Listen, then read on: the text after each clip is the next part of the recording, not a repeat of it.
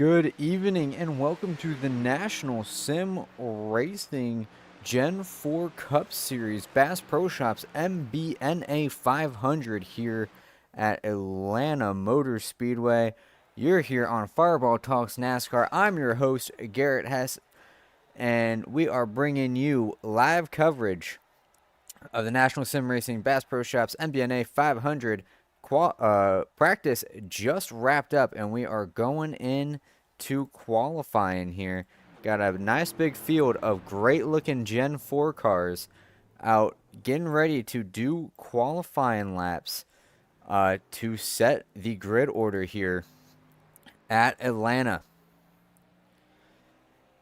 This broadcast is brought to you by our series sponsor, IRD Racing, and we will go more into IRD Racing when qualifying is winding down. But we're looking at the 28 of Jason Crumley right now, getting up to speed here, and that nice looking number 28 Ford Taurus.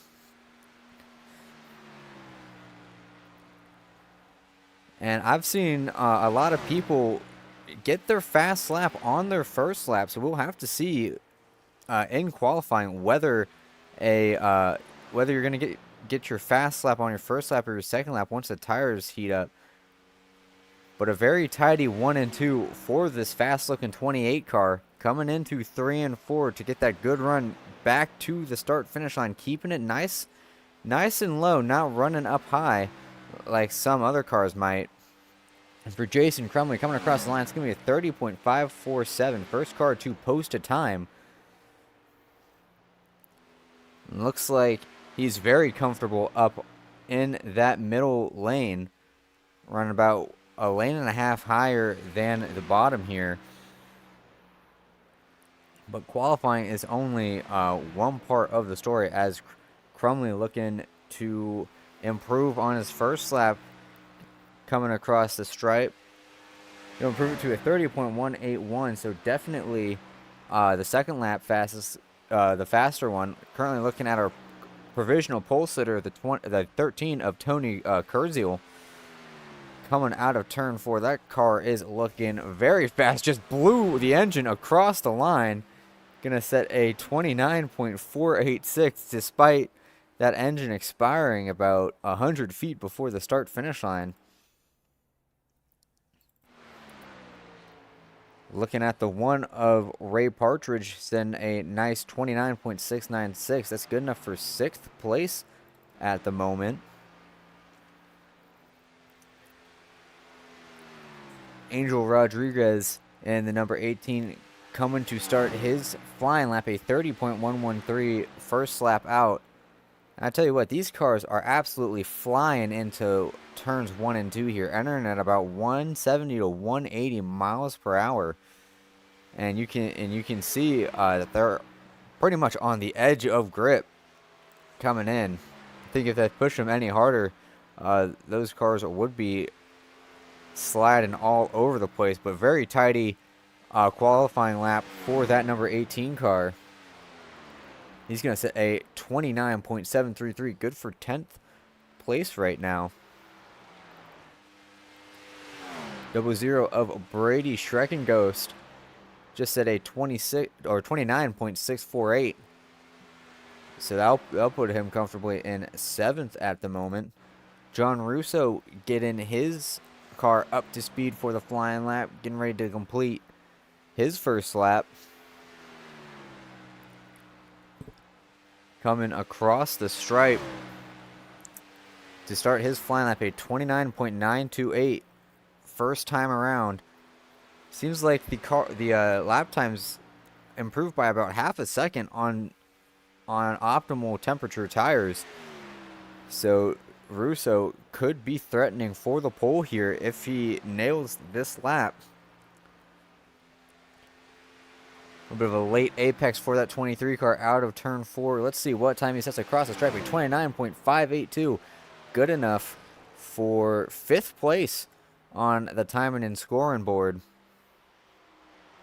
See if anyone else is doing laps.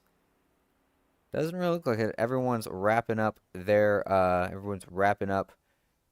qualifying efforts. So let's go to a quick shout out to our sponsor, IRD Racing out of Brooksville, Florida, a custom carburetor manufacturer for all sorts of motorsports, from drag racing to circle track and even road racing. They are the undisputed leader in fuel system technology with their tagline of no gimmicks and just results.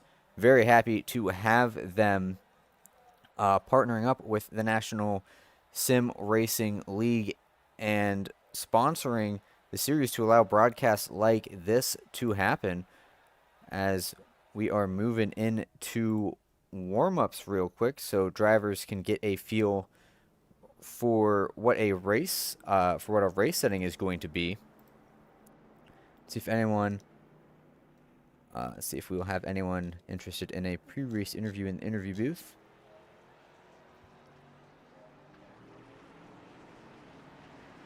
Looks like nothing yet, as drivers getting ready to feel out their race setups.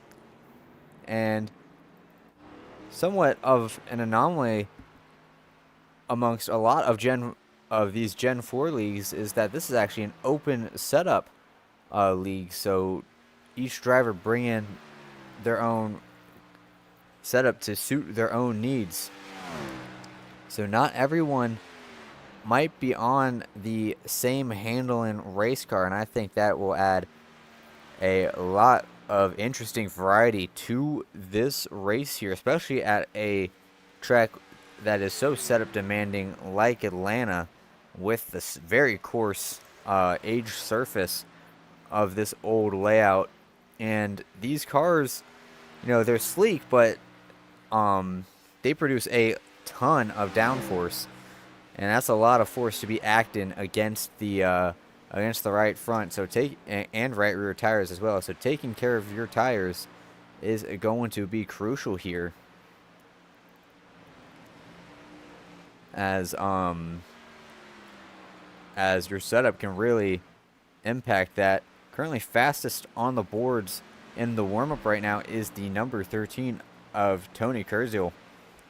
30.147 for him.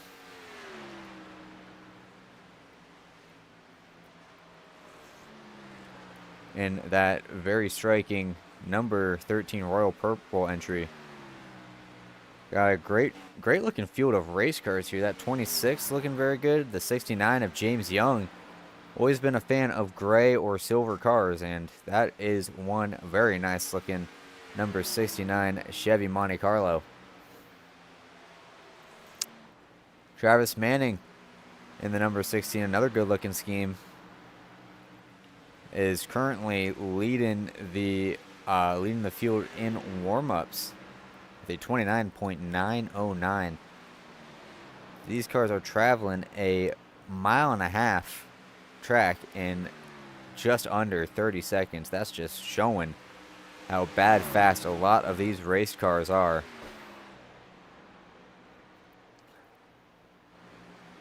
Let's continue scrolling through the field. The 3 of Lucas Crump. Very nice looking number 3 Goodwrench Chevrolet. The 1 of Ray Partridge, another nice looking scheme.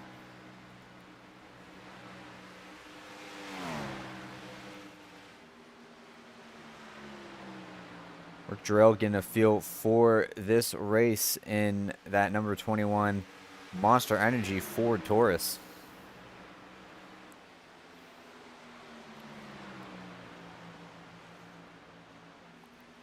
And we have a new warm-up leader. It's that 94 unsponsored car of Nicholas Pressey,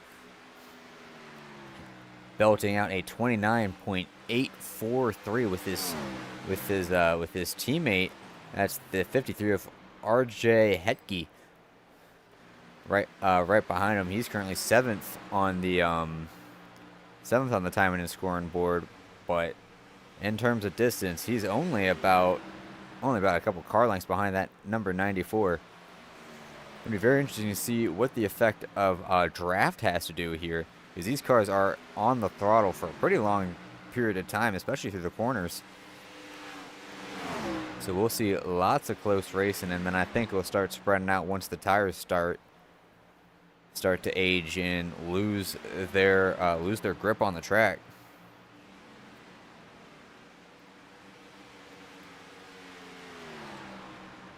With 20 seconds left in the warm-up session, drivers finishing up their final warm-up laps to get a feel for the race conditions. And as soon as warm-ups is over, we can get to your starting lineup.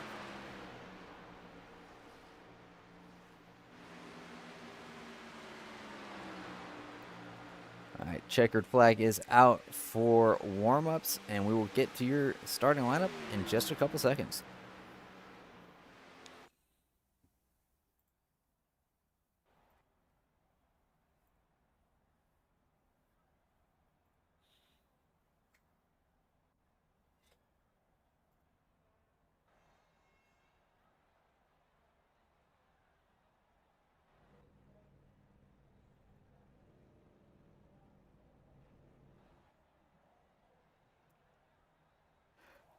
So starting on pole is the number 16 of Travis Manning, and on his outside is the number 94 of Nicholas Pressey.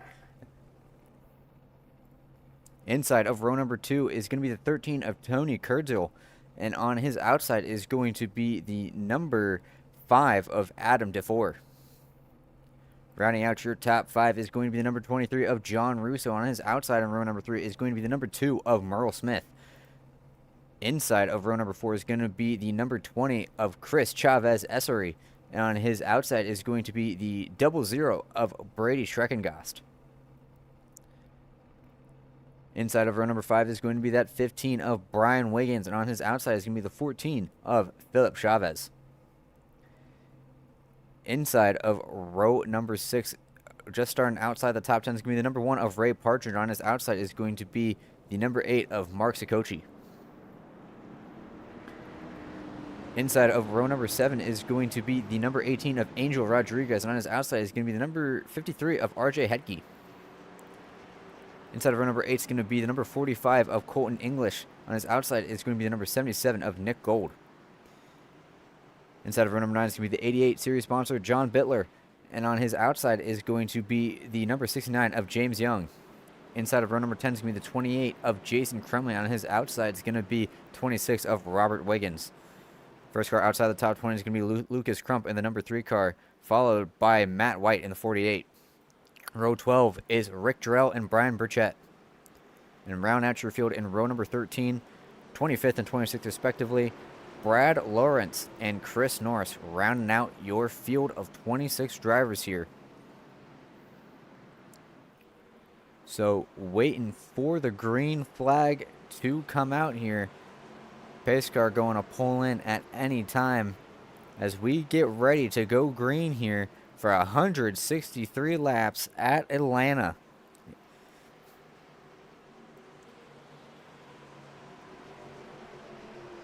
Pace car making the hard left turn into pit lane. Green flag is out for Travis Manning, and the rest of the field.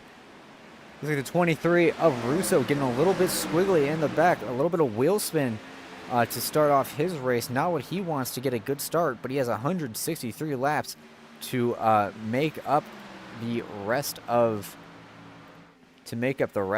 the gap that he just lost with that wheel spin. But currently for the lead, Nicholas Pressey has overtaken Travis Manning with a great run down the backstretch.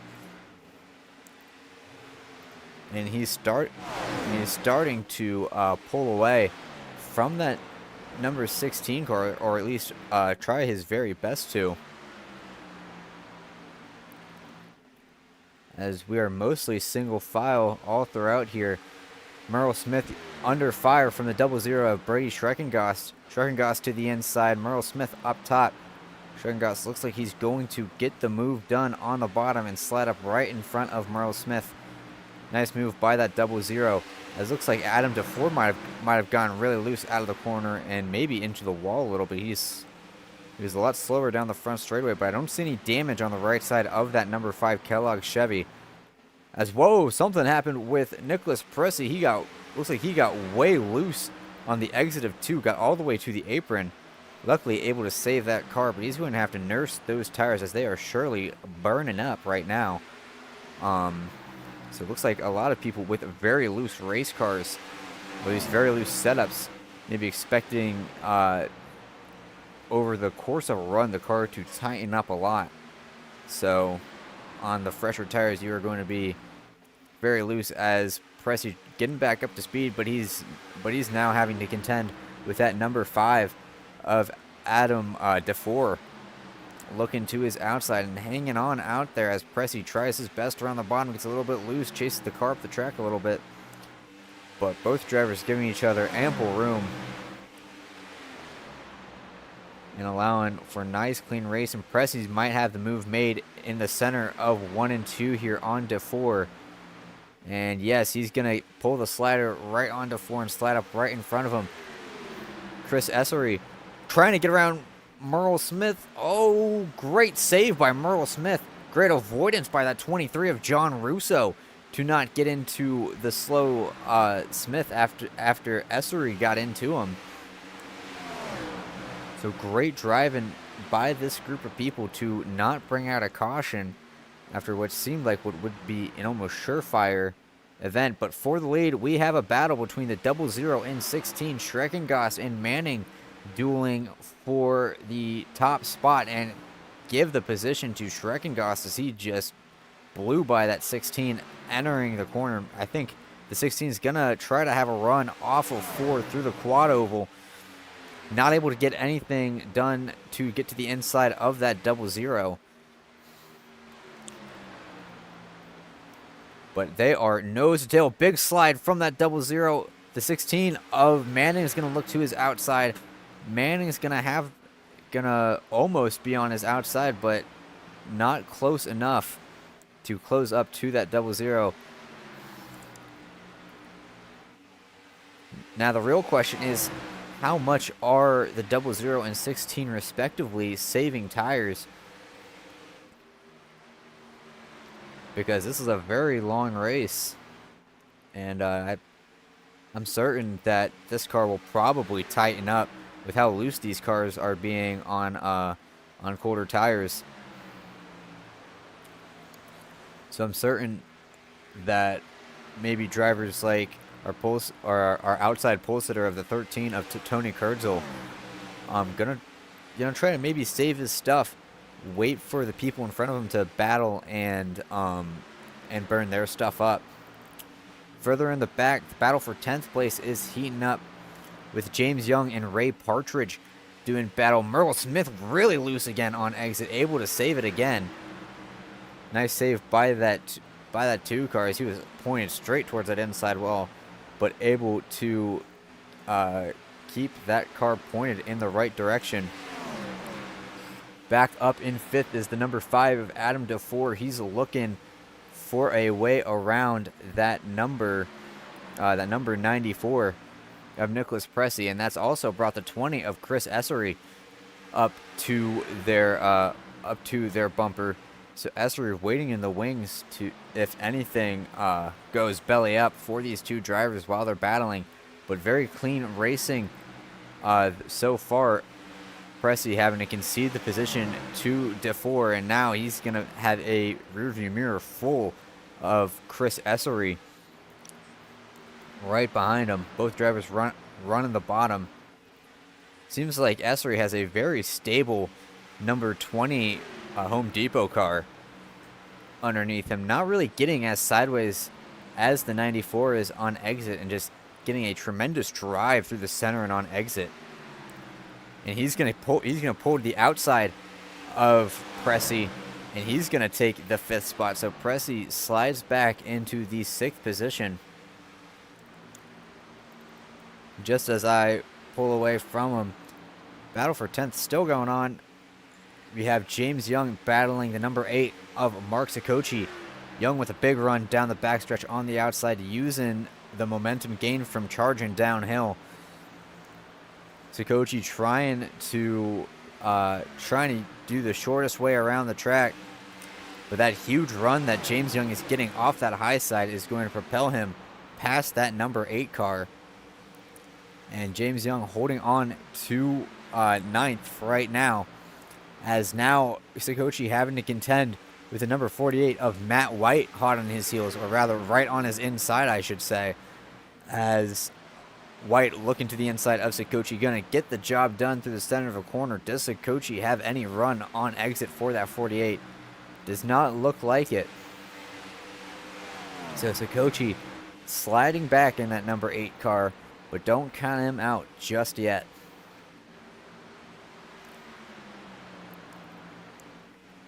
Further up through the field, you can see the right front of RJ Hedge is a little bit pushed in. He has some right front damage, so maybe he scraped the wall a little bit on exit, and that pushed that right front in.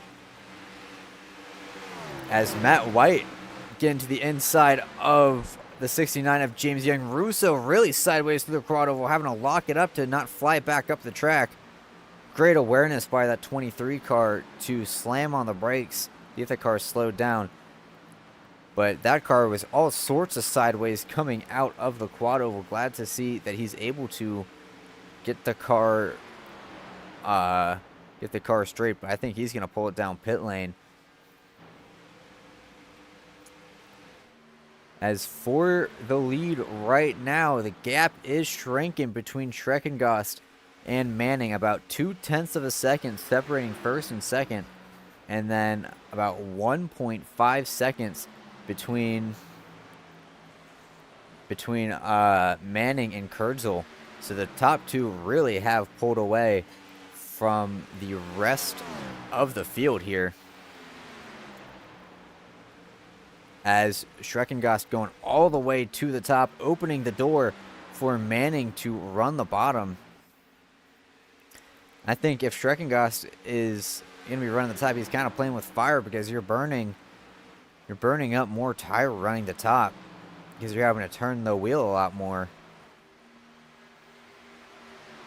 But maybe Schreckengost knows something that I don't, and is actually doing a pretty good job saving his tires. Hard to tell when you're not the person behind the wheel.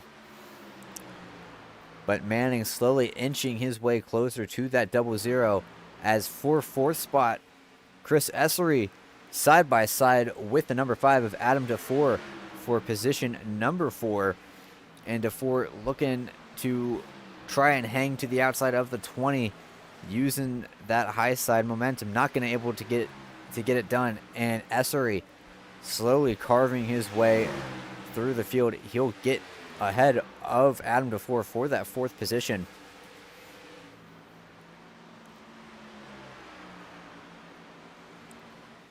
Let's go through the field a little bit. Mark Sikochi back in 8th. You can see RJ Hedge has started to slide back a little bit. I think that damage he has on his right front is negatively impacting his handling. He's running about half a second slower than Matt White in front of him, at least last time by. So RJ Hedge with an early setback, but he's running about equal times with Mark Sikochi, as Sikochi trying to build up some momentum on that top side, and maybe try something on Hedge. But for the lead, we have a lead change. Travis Manning looking to the outside of Schreckengost coming into turn 1. Manning led at the line on lap number 21. He's going to get the move made on Schreckengost, as they both had to dispatch the number 15 of Brian Wiggins. Schreckengost really seemed to like that outside line in 1 and 2, and since Wiggins is up there, maybe having to change his entry a little bit, and that's gonna cost him a lot of valuable time.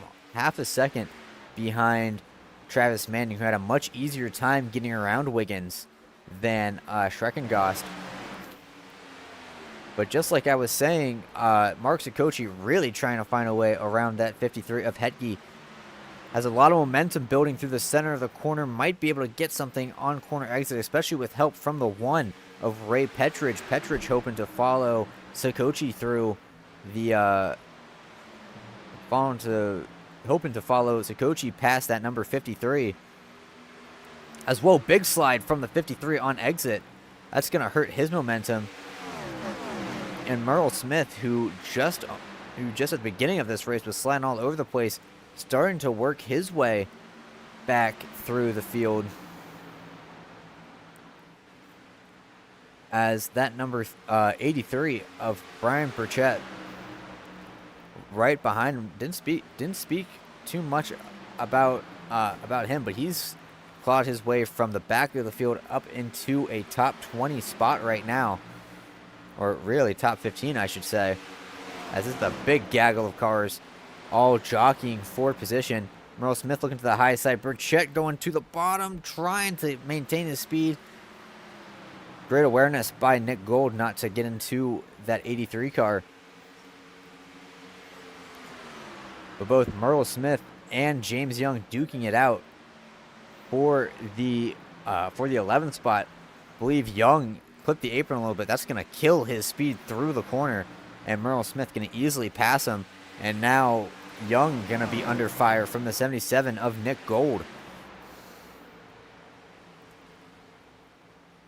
But it looks like Young has got the car back under him, and he's got a little bit of a buffer between him and Gold before Gold tries anything. But if he keeps scraping the wall like that, Gold's going to be all over him. Here comes Gold to the inside as Young scraped the wall a little bit and then caught the wall again to the center of the corner. So maybe that car is not handling like he wants it to down the straightaways. Seems to be a heck of a handful as Nicholas Pressey starting to put the pressure on Adam DeFore for the 5th position as they both try to get around the 15 of Brian Wiggins. Wiggins just killed the exit momentum of DeFore. DeFore had to check up a lot for that number 15 on exit, and that's gonna bring him in danger of falling victim to the 48, whose 3 wide move on the inside. DeFore really backs out of a little bit of contact between the 5 and the 48. But both cars keeping it straight right now. So good job to these drivers for keeping these very loose cars straight. You can't really fault Brian Wiggins. He's just trying to keep the car up top and not get in anyone's way. And sometimes it's just unavoidable to hold 1 or 2 people up, as much as you want to not do that. But 2 people who've been very slowly working their way through the field, Ray Partridge and Mark Sikochi, I believe both of them are teammates. And they've worked their way up through, I believe, about 15th or 16th, up into a top 10 position. As you see, Sikochi getting really close to the wall. He's really liking that highline speed. These guys are only about a 10th off of the leader right now.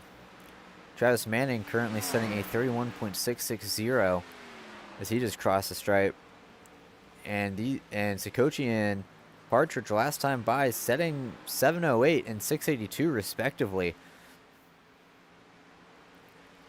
So the 8 and the 1 cars may have the secret to long run speed here if they can keep this up. Further in the back, we have Merle Smith and Nick Gold with a battle forming for the 11th position. Gold with a very stable race car. We've seen Smith get very loose early on in this race. Looks like he's fixed those gremlins, but he's gonna let Gold by on the inside. So Gold gonna assume the 11th position.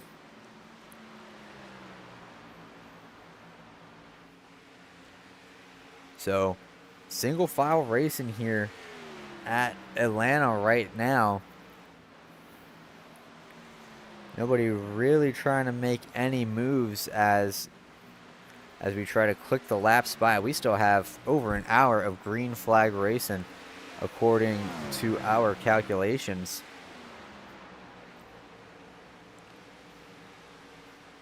So let's go to someone we haven't gone to before. Lucas Crump in the 3 car, running 14th.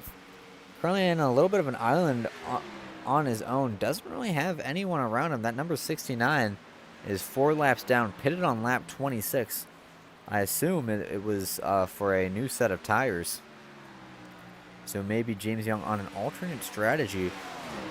But just to illustrate the difference in tire wear, James Young is setting 30.858 on fresh tires. We have a spinner to the inside. That's the 15 of Wiggins around off the racing surface, so no caution called.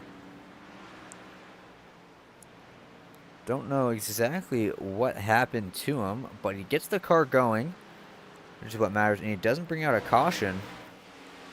But further up through the field, Nick Gold looking to the inside of RJ Hedge for a top 10 position.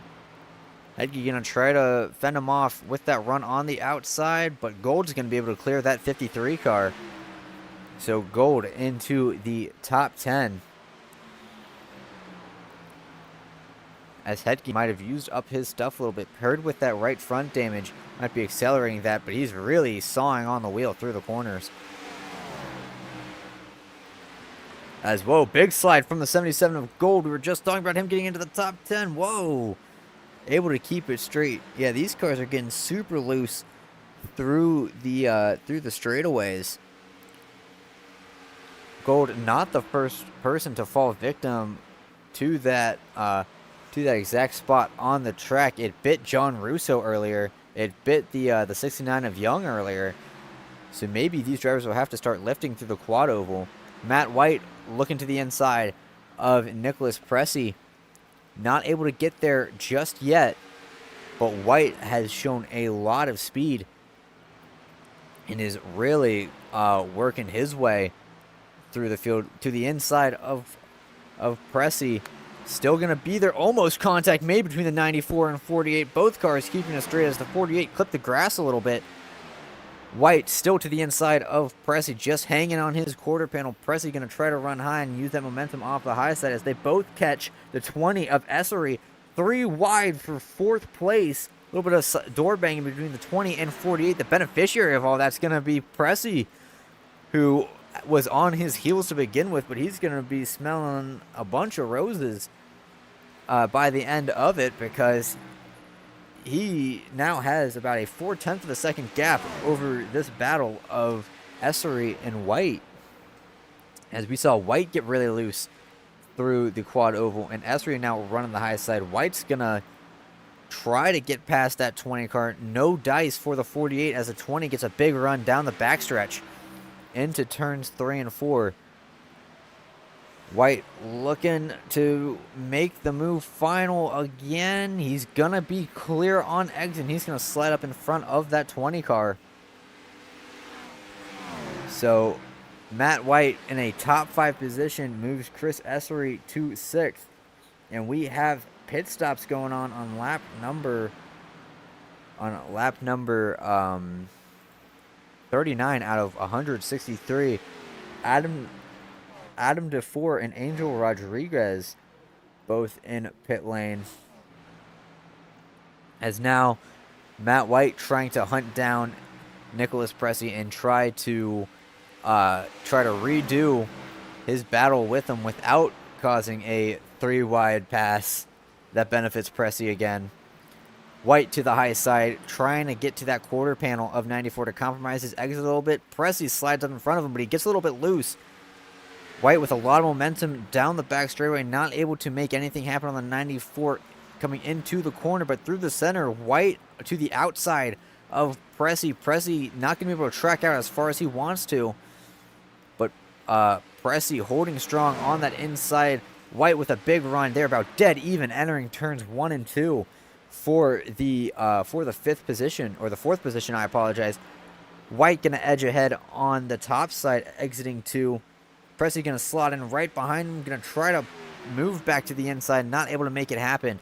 So Matt White asserts himself into the 4th position on lap number 42. Nice move by that 48 to keep it strong, as now Pressey starting to fade back a little bit. Might have used up a little bit too much tire trying to hold off that 48. Here comes James Young on an alternate strategy as they get around the 21 of Rick Jarrell.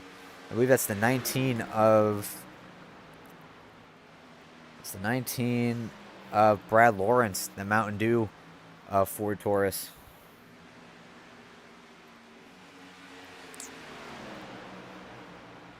Inside the top 10 is Lucas Crump, going to make a bold move to the outside of Merle Smith. Merle Smith going to dive into pit lane, so he's just going to give the position up to Lucas Crump.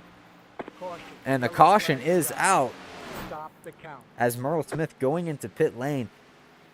This is actually a it's actually terrible for Merle Smith because he came out right before he entered pit lane.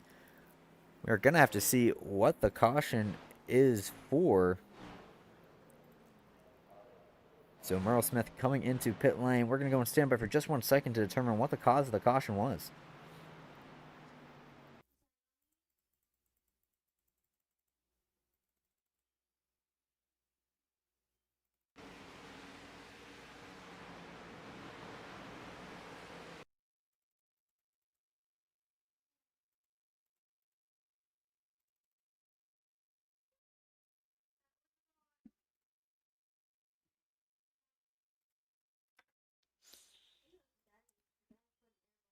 Okay, currently looking at the number 15 of Brian Pressey. Or not Brian Pressey, sorry, Brian Wiggins. Gets really loose onto the entry of one, and we have this in in slow motion. Really loose into the entry of one, trying to stay in the throttle to keep the car straight at a nice rate of speed. But that car is not wanting to comply with him. Spins right in front of the 48 and 69. Probably gave both of them a good scare. And that's what brought out the caution, was the spinning 15 of Brian Wiggins. He was already a lap down, not how he wanted his run to go, and he'll probably have to come down pit lane again to get another set of tires now that he's thoroughly scorched the ones that he's got.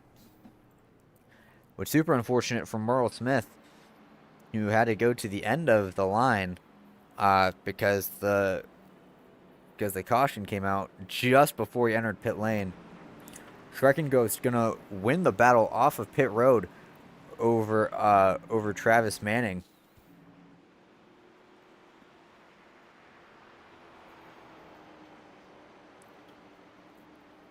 So it's going to be, so your top 5 right now is Shrekken Ghost, Manning, Tony Kurgel, Nicholas Pressey, and Matt White.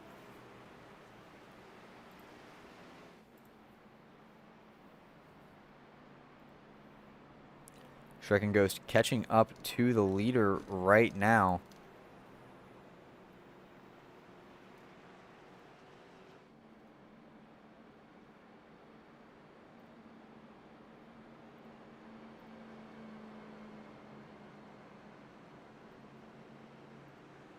Apologize for that.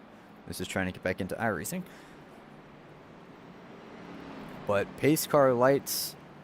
Let's try to get to the pace car real quick as he's on. Yeah, pace car lights are off. Lap car is going to get a wave around, and they're going to hope for a quick caution.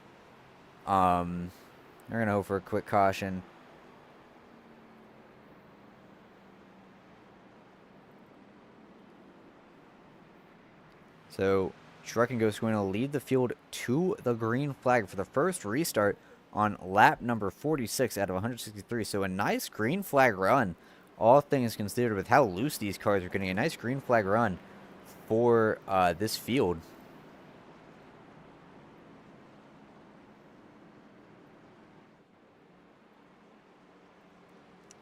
But into turns 3 and 4, we're getting ready to go back green flag racing with the first restart of tonight's event. It's going to be the 00 of Brady Shrekken Ghost leading the field to the first restart. Pace car going to make the hard left turn into pit lane. And it's all up to that 00 to hit the loud pedal. Green flag is out. Great start for Shrek and Ghost. Manning not able to match the 00's launch, but gonna run high to build up a lot of momentum compared to that 00. Nicholas Pressey up to the third spot as the 69 of James Young starting in front of a lot of these drivers. He's on equal tires, so it'll be interesting to see what pace he has compared to these guys, despite being a few laps down. But pretty much single file action on the restart here, as Travis Manning looking to the inside of Shrek and Ghost, gonna slide up right behind him. So Manning making his intentions clear. He wants the lead from that 00 car. But he's going to need to make up about a 10th. Big slide from the 16, able to keep it straight. That car was dead sideways on the exit, and he was still able to set about half a tenth slower than Manning, despite sliding. So, or half a tenth slower than Shrek and Ghost, I apologize. Even with that slide, so that 16 has a lot of speed, and so does that, and so does the 00. 16 gonna cut it down to the inside, gonna have a huge run, gonna look to the inside of the 00. 00 gets sideways through the quad oval. Here comes the 16 to the inside into turns 1 and 2. Give the lead right now to Travis Manning in the 16. As Shrek and Ghost scrapes the wall a little bit up top, but no harm, no foul. As Manning asserts himself as the leader. Further in the back, we have a battle for a 11th spot. Essery and Robert Wiggins getting together. Brian Wiggins one of the lap cars scoots past the 26. As now Robert Wiggins in a lap car sandwiched between the 15 and 23 right now.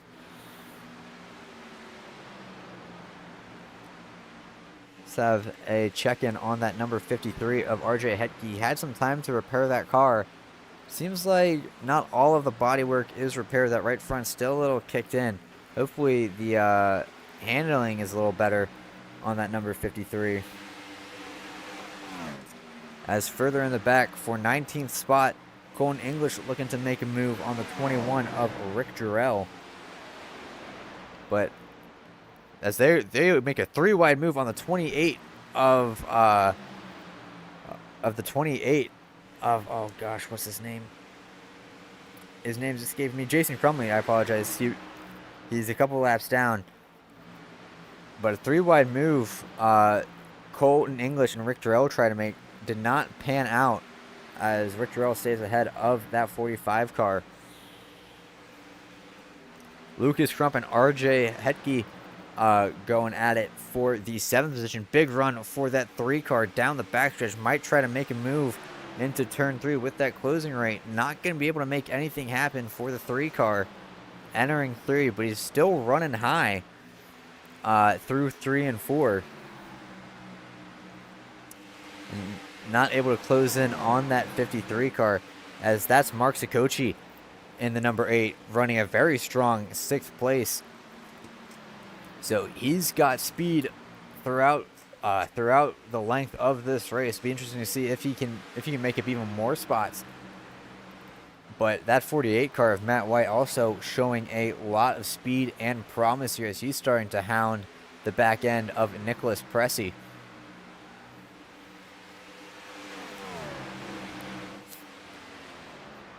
"55 laps complete here at Atlanta Motor Speedway, and we've been shown a treat in racing with just how loose these cars are getting. Well, once again, gone to mostly single file racing. Don't see any double file action right now, but that might change with Ray Partridge looking to the inside of Lucas Crump coming across the start finish line. Not to his quarter panel just yet, but Partridge looking hungry to make a move for that 8th position. He's gonna peek to the inside of Crump in the exit of 2, but Crump's gonna have that highline advantage on the exit and speed away from that 1 car. But like I've said before, running that highline, you're going to be fast, but you're going to be doing a number on your tires. A big wiggle from that 3 car really proves that maybe he's using up his tires just a little bit too much.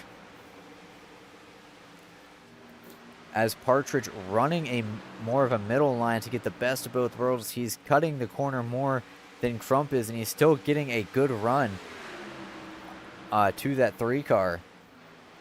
Now Partridge gonna try the high line as Crump goes to the bottom. See if Partridge can peek to the outside. Oh, big slide from the 3 car, able to correct it. But now Partridge to the outside of Crump. Will he be able to make the move work into 1 and 2? About dead even. Crump gonna have the advantage in the center, but Partridge gonna have the run off the corner and a little bit of a tow from Hetke. As now Philip Chavez looking to the outside of Lucas Crump for the 9th position. Chavez with a quiet but solid run in 10th place right now. But he's gonna hold station right there, and he's got Chris Essery right behind him.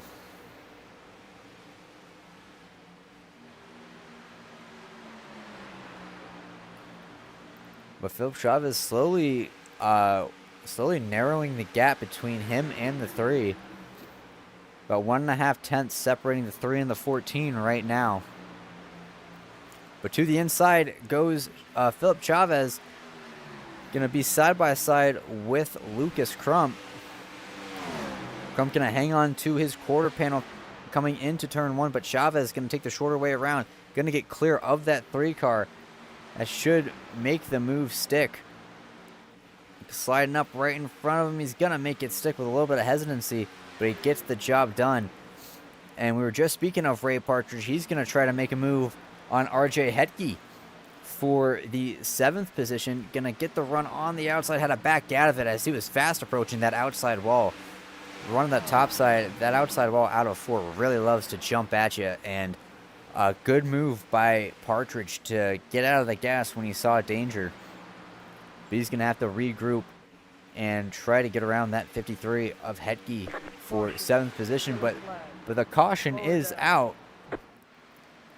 Don't know who it is for right now. Oh, looks like the stopped car of Brian Burchett, that number 83. Let's get a replay going to see what exactly happened to him to cause the caution to come out for the 2nd time in the race.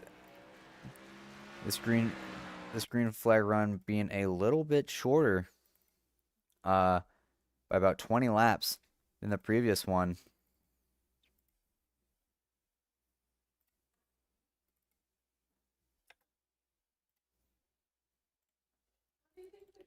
Looking at the number 83 of Brian Burchett in slow motion, running the high line. So he's gonna get into the wall. He's gonna and then get in the wall again because that wall is not even, and that's gonna pitch his car sideways. And yeah, that car just comes out from under him right in front of Merle Smith. Ooh, a little bit of a tap from Smith. But it looks like it didn't give Merle Smith that much damage, and Burchett just harmlessly sliding out of harm's way. I'm sure Merle Smith did not want to receive those damage costs, but it's a lot better than having a completely wrecked race car. As Brian Burchett trying to recover from that spin.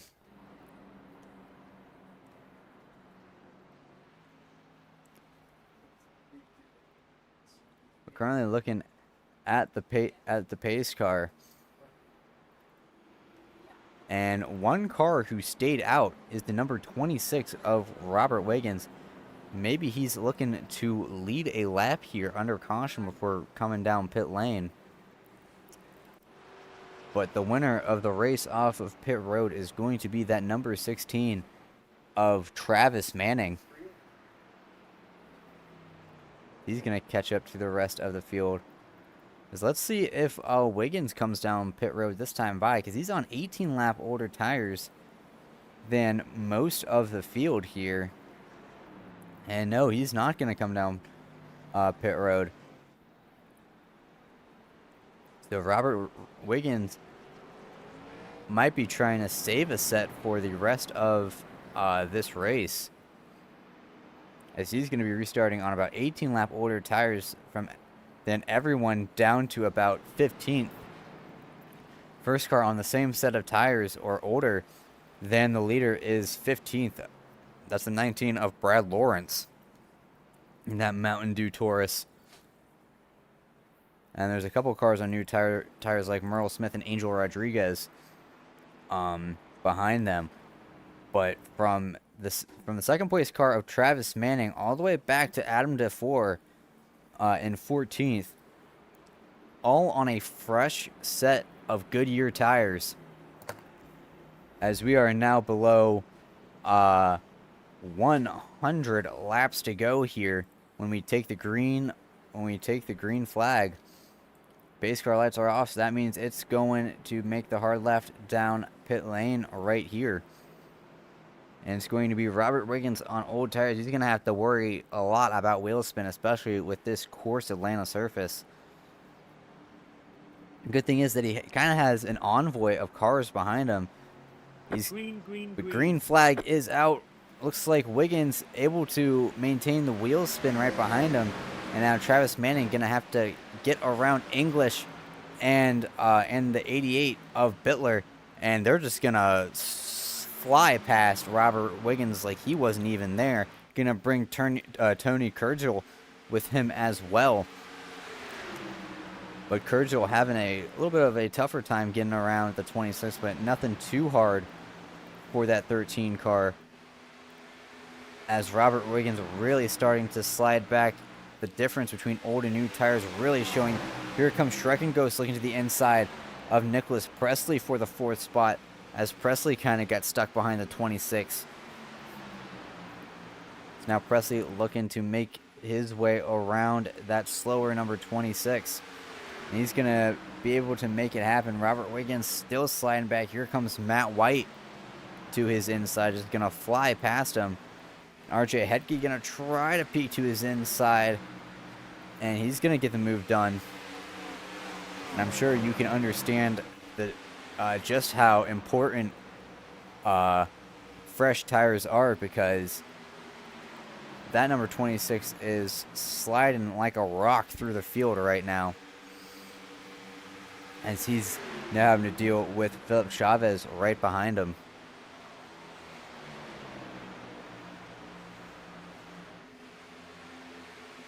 That's really the closest battle on track right now, is everyone trying to get around Robert Wiggins.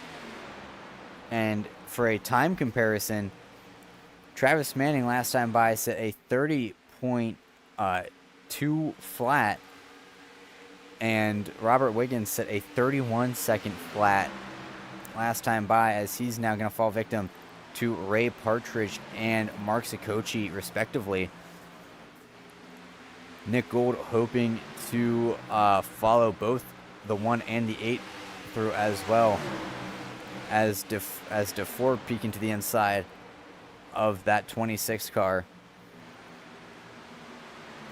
Both cars going to lever their way past the slower number 26, as for second, Shrek Ghost has really caught the back end of Kurgel, as Kurgel going to clip the apron a little bit, gets a little bit sideways, going to slide back up the track, but Shrek Ghost to his outside, going to get the move made, going through the straightaway. Kurgel going to fight back, using that inside line in 1 and 2.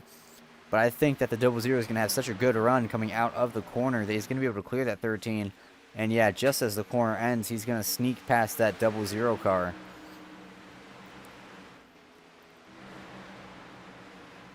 So Ray Partridge in that number 1 car trying to make up more ground. Currently in 9th, catching the back end of Philip Chavez, that number 14 Coors Light car.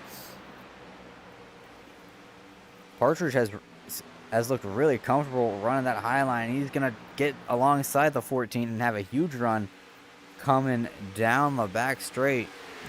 But Chavez going to fight back against Partridge into turns 3 and 4. Both cars are dead equal on entry.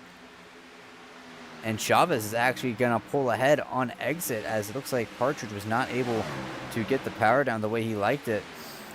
But still side by side throughout that entire lap. Great racing that we're having here for the 8th position, as I'm sure Sikochi is hoping that Partridge gets past Chavez very quickly. As further up through the field, Matt White looking to the outside of Nicholas Pressey. Pressey gonna have to give the position to Matt White in that number 48.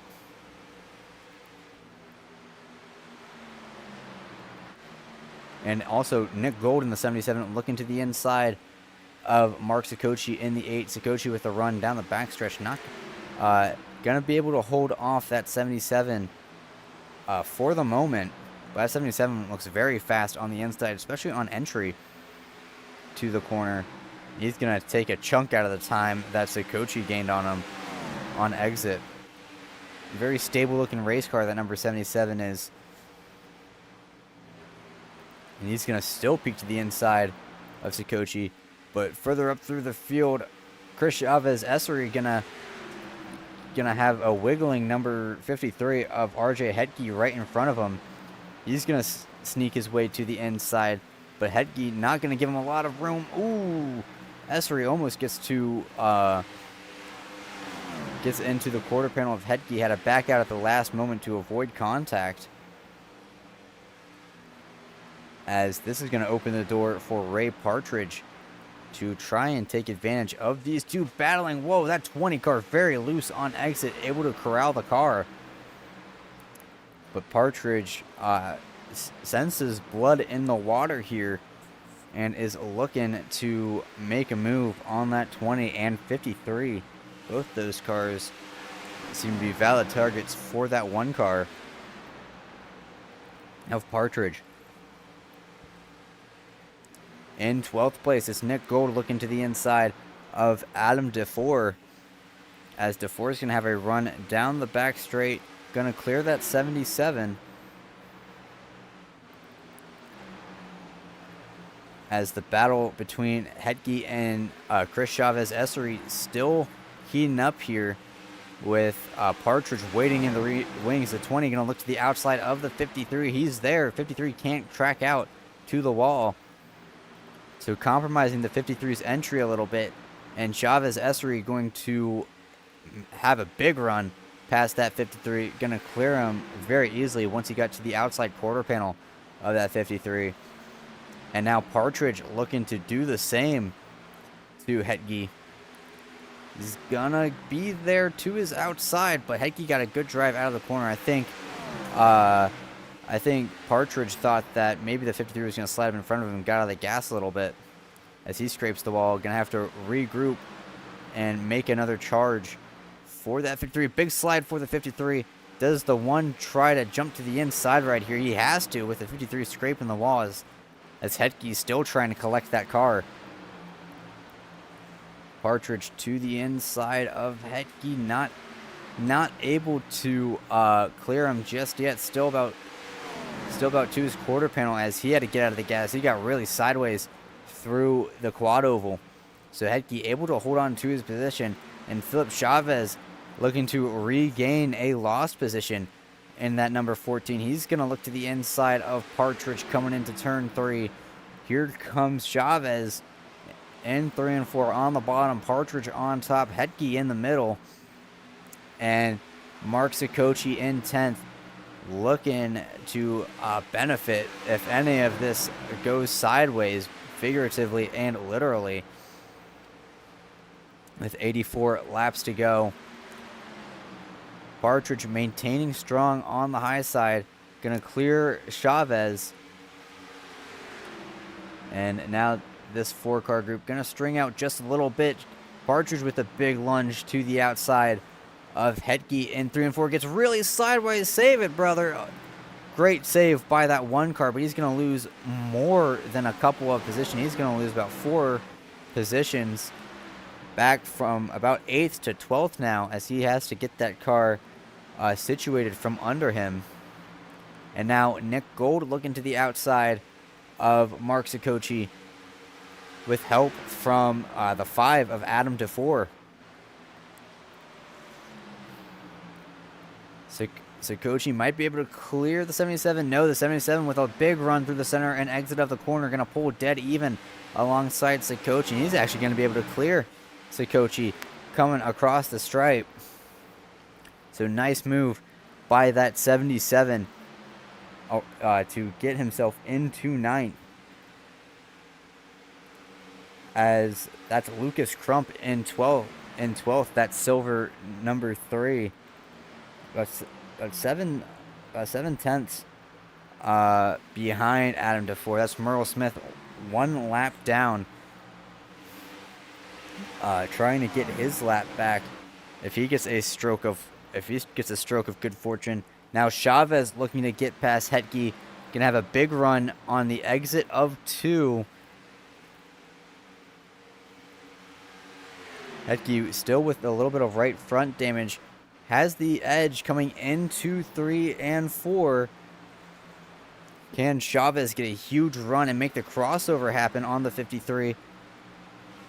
That 53 is really defending the bottom with his life for 7th. So I'm going to get a little bit sideways crossing the line, but able to keep that car straight as Chavez really laying the pressure on that 53 car. To the inside comes Chavez, looking to firmly snatch the 7th spot away, as Hetke now having to move to the high side. Chavez is going to slide up just a little bit. Had to get out of it to not get into Hetke. Smart move by Chavez to get out of it to ensure that both cars keep running in this race with 79 laps to go here. As now Ray Partridge, after sliding now under fire from the number 3 of Lucas Crump. And Crump's going to get around him down the back straight. So Partridge probably hoping for a caution to get a fresh set of tires on that one car. But he has a big run on Crump, exiting the corner, looking to the inside to get that position back. Big wiggle from the 3. And Partridge going to get the move done, entering 1 and 2 back to his preferred high line. As Adam DeFore trying to devise a strategy to get around Sikochi. Yeah, Sikochi's trying to devise the same strategy to get around the 77 of Nick Gold. Sikochi to the high side, looking to get a big run on that 77, but he had to back out of it quite a lot on top. That car seems to be a tad on the loose side. As Adam DeFore looking hopefully maybe for a mistake for the 8 of Sikochi. Maybe a little bit of a wall hit or a slide to get him past that 8 car. But DeFore looking more than willing to hold station in 11th for right now, as he's got about 8/10 on the car behind him. Of course, that car being Partridge. But single file racing here at Atlanta, as your leader Travis Manning has really put the gap on the rest of the field right now. 2.5 seconds over Brady Schreckenghost, as Mark Sikochi looking to the outside of Nick Gold, gonna get the run coming down the front straightaway, about dead even, and this is gonna allow DeFore to pull in closer to these two, as Gold running all the way on the bottom, Sikochi running all the way on the top. Atlanta's such a good track because you can run these lines and they can alternate in speed, creating for a great racing product, as Gold did not get a good exit out of 2, and now he's going to fall victim to DeFore trying to use that high line to get around him, just like Sikochi did. And DeFore going to be clear of the 77, as 77 clips the grass coming across the stripe.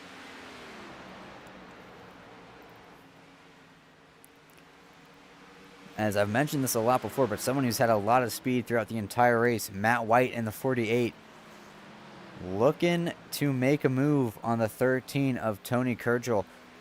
Kurgel had a lot of speed on the short run, but looks like he's fallen off on the long run. 5 seconds behind the leader and 2.5 seconds behind second place. So now Matt White looking to the inside of Kurgel. Kurgel with a run down the backstretch. Not gonna give up the position so easily. But we still have a lot of racing to go here at Atlanta, as White looking to get to the back end of Kurgel. Kurgel fighting the car on exit. You saw how sideways that number 13 car was on the exit of 4, and now White with a golden opportunity. Oh, a little bit of door banging between the 13 and 48. I think Kurgel was expecting White to run a little bit lower, and White was committed to running that middle line. So even with a little bit of contact, Matt White gonna move himself in front of that number 13 of Kurgel.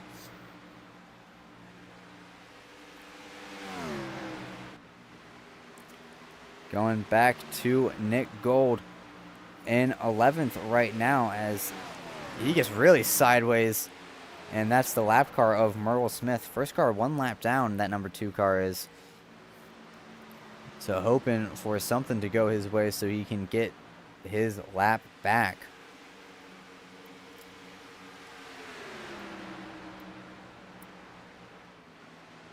But a lot of drivers about half a second off of each other, not really able to pull alongside each other right now as this green flag run continues into its 30th lap.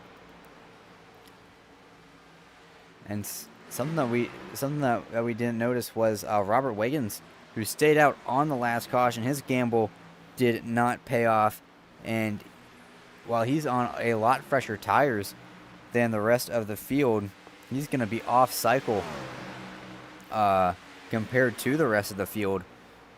So not an optimal situation you want to be in for that number 26. As Brad Lawrence is in pit lane, he's got a black flag. I think it might have been for speeding entering pit road.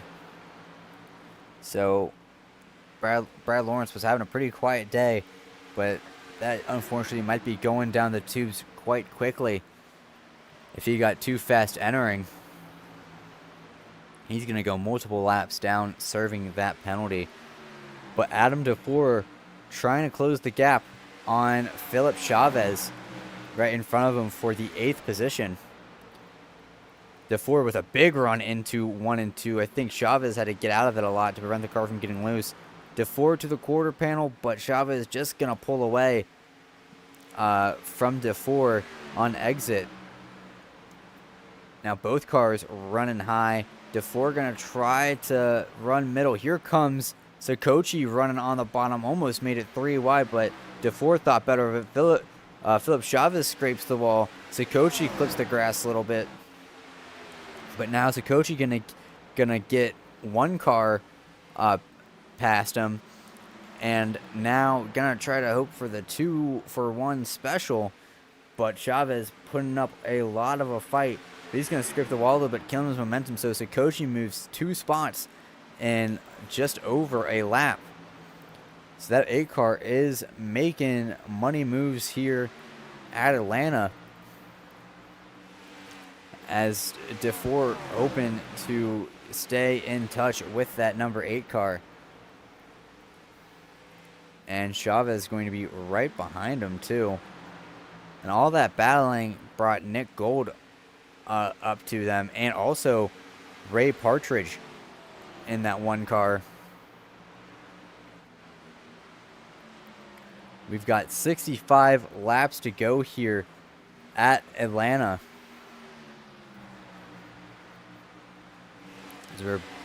As next time by, the next time Travis Manning crosses the start-finish line, we will have 100 laps in the books here, or at least be on lap 100. But Travis Manning currently with a 2.8 second gap over Brady Schreckengost. Both of these drivers having very good runs here. Two of the fastest drivers in the field. But something that I'm noticing, Matt White in third, that number 48, is the fastest car on track right now, if you don't count the lapped car of Wiggins. Or, the fastest car on this set of tires right now is Matt White. But almost as if I cursed him, Travis Manning running the high line, running a 31.512. As Adam DeFord jumps into pit lane, and he's going to get a black flag for I believe too fast entering.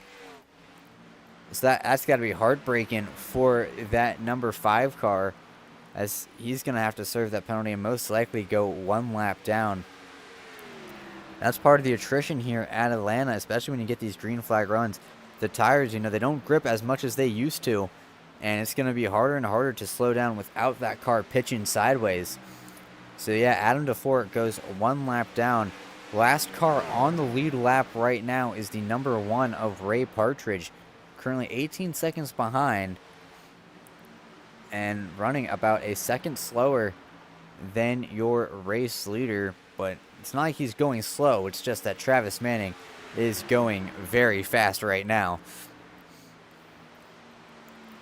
But Partridge trying to slowly make up some ground on Nick Gold for that 10th spot. Going to get a run on the outside, coming across the stripe here.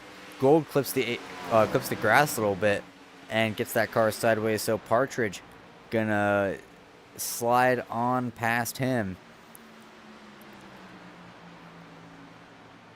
Adam DeFore still in pit lane, so he must have had a really big speeding penalty, as he's 3 laps down and still not able to get out of pit lane just yet.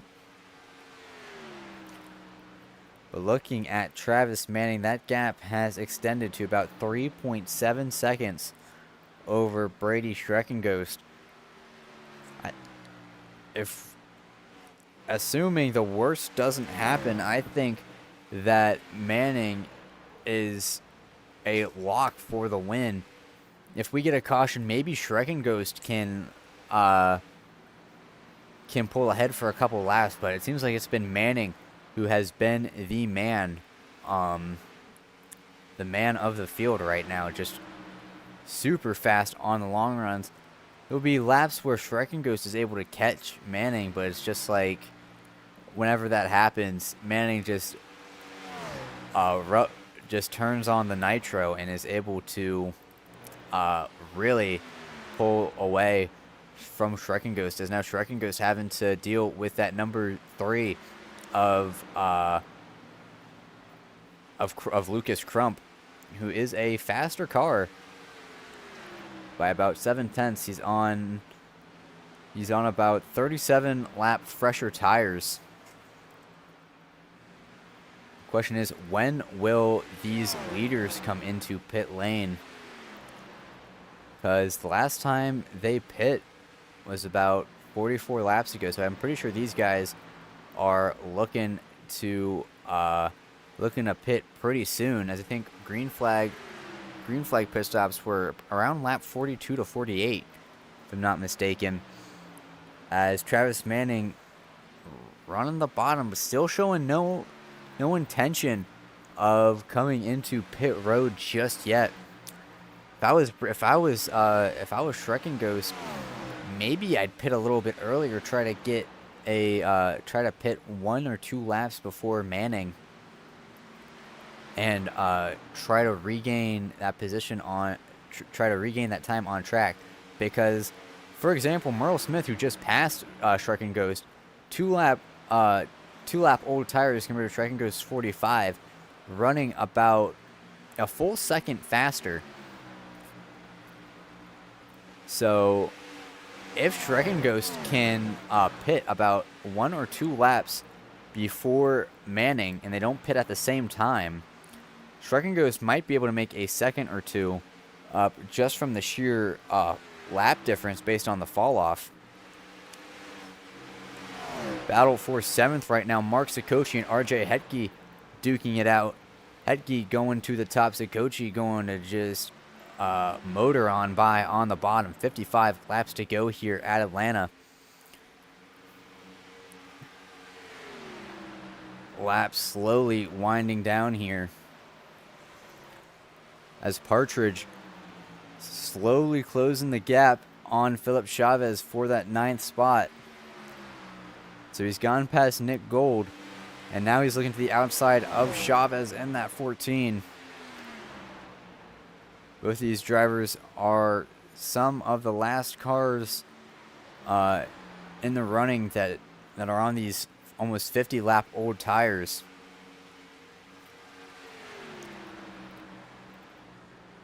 As Nicholas Pressey gets around Tony Kurgel, Tony Kurgel jumping in a pit lane. So this is one of the first cars from the lead group of cars to come down pit lane looking to make up some time.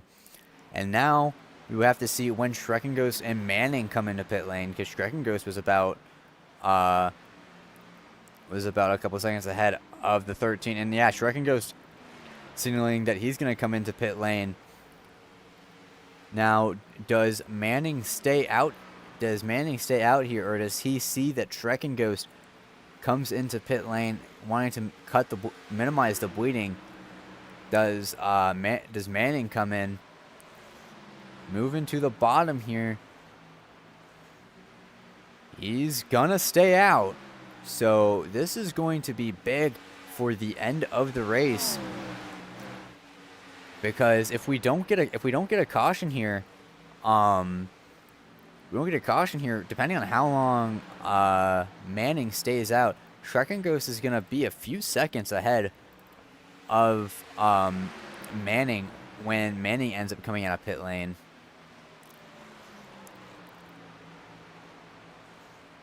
But Partridge has moved up into the 6th position through pit stops as Hetke rolling down pit lane right now. As the battle for 6th raging right now, or actually 5th, as Partridge gets around Chris Chavez Essery as the 20 pulling into pit lane quite early, getting onto the apron. Gonna lose a little bit of time, but it's better to be safe than sorry. And he's gonna get that car slowed down just in time for pit stops. And here comes Manning into pit lane.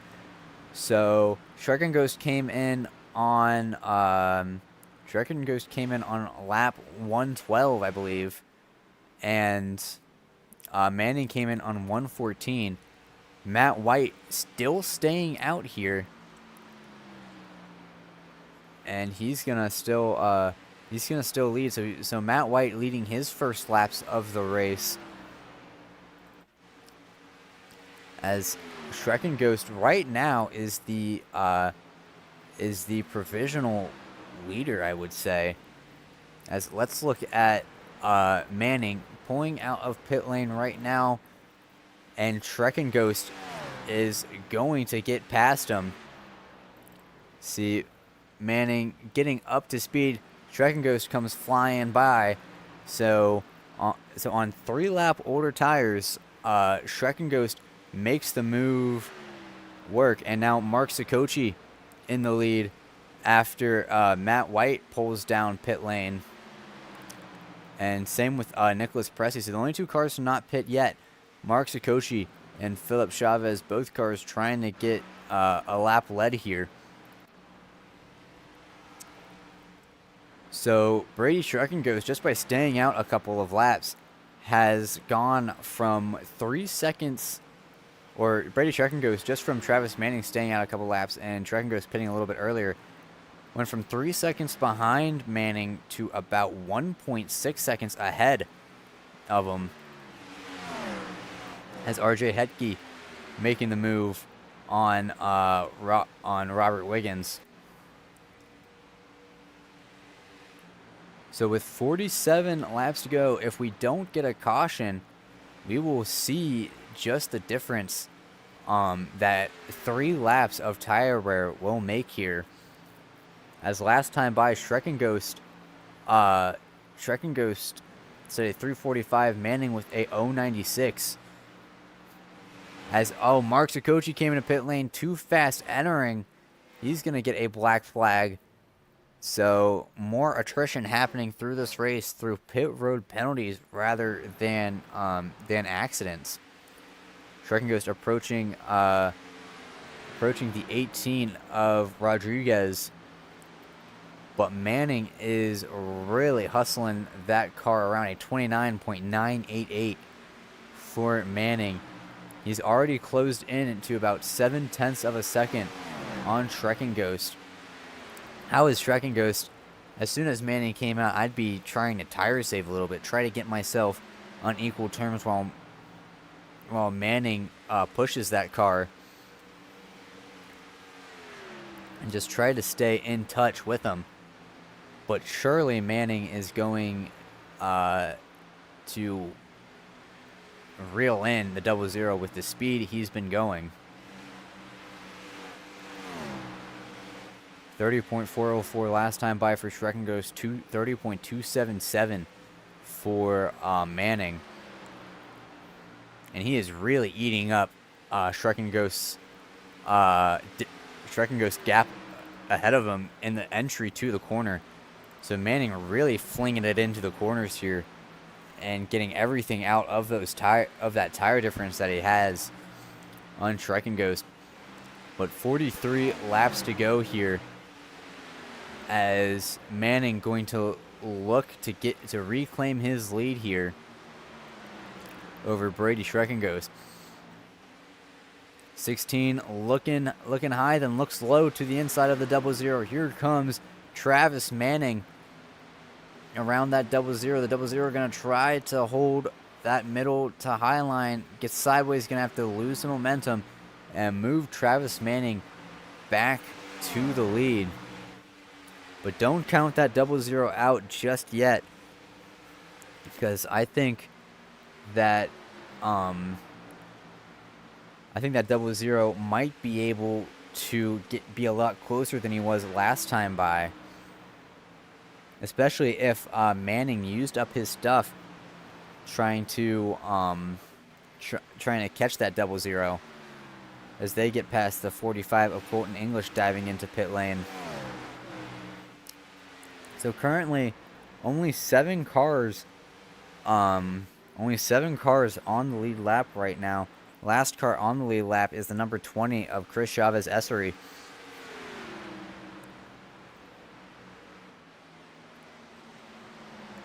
And he's currently battling with the 56 of Chris Norris, even though Norris is currently 19 laps down.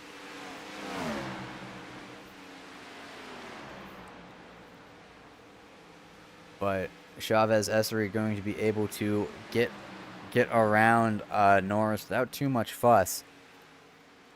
But that number 16 is quickly appearing in their mirrors. So they're going to have to let him by sometime soon. Battle for 9th position right now. Both these cars 1 lap down.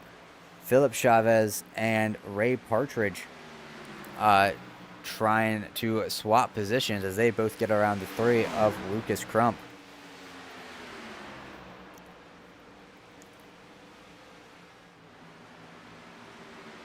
$39 laps to go here at Atlanta, and Travis Manning starting to pull away.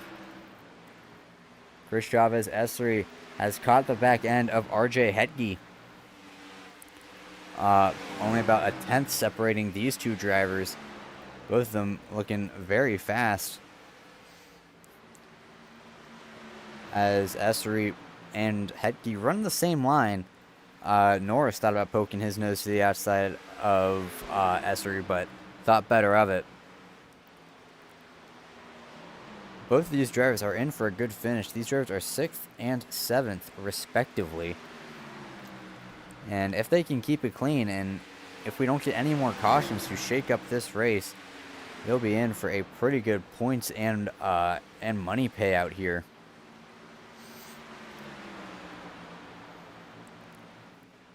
As Essery got a really good run out of the corner, really closed up a lot of that gap that he had to the 53 on the exit of 2.